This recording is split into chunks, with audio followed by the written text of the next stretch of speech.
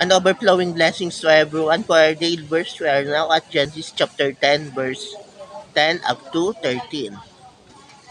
And Lot lifted up his eyes and beheld all the plains of Jordan, that it was well watered everywhere, before the Lord destroyed Sodom and Gomorrah, even as the garden of the Lord, like the land of Egypt, as thou comest unto Zoar.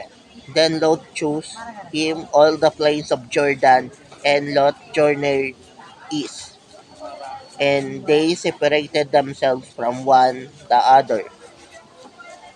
Abram dwelt in the land of Canaan, and Lot dwelt in the cities of the plain, in pitched his tent toward Sodom.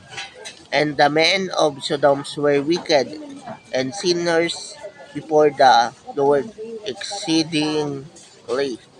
So that's it, that Lot already chose the place of his pasture. Unfortunately, that place is the Sodom and Gomorrah, which extreme wickedness makes the Lord obliterate them due to their wickedness. So the lesson learned here is that if you need to choose a place where you need to stay, better to search it thoroughly.